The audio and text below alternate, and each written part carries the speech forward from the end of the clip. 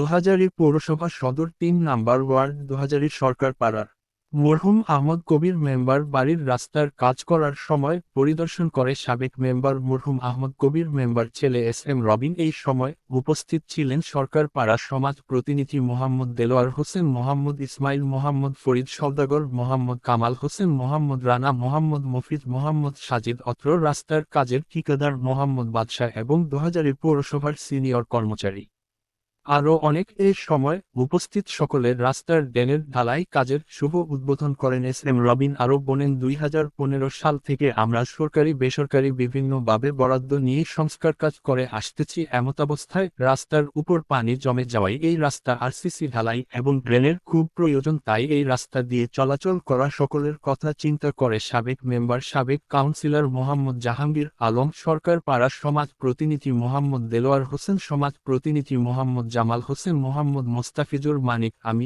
রবিন সহ দোহাজারী পৌরসভায় একটা লিখিত আবেদন করি। আল্লাহর রহমতে বর্তমানে উক্ত রাস্তার কাজ চলতেছে।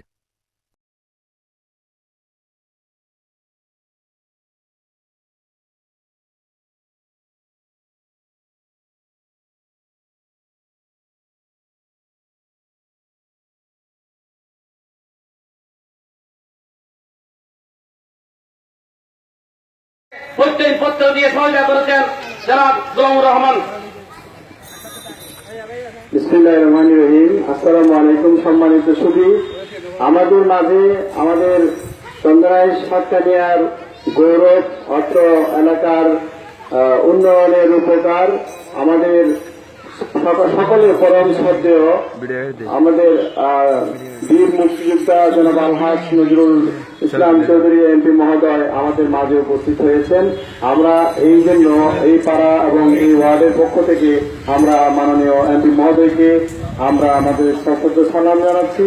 এবং একই সাথে এই এলাকায় একটি আমার চাচা নামে একটি মরহুম আহমদ কবির মেম্বার সিটি সড়ক যে উদ্বোধন করার জন্য যে বরাদ্দ দিয়েছেন এবং এই বরাদ্দের মাধ্যমে এই এলাকায় যে গণপ্রজাতন্ত্রী বাংলাদেশ সরকারের উন্নয়নের ছোঁয়া নিয়ে যিনি সামনের দিকে এগিয়ে চলেছেন আমাদের মাননীয় এমপি মহোদয়, তার জন্য আমরা সকলেই কৃতজ্ঞতা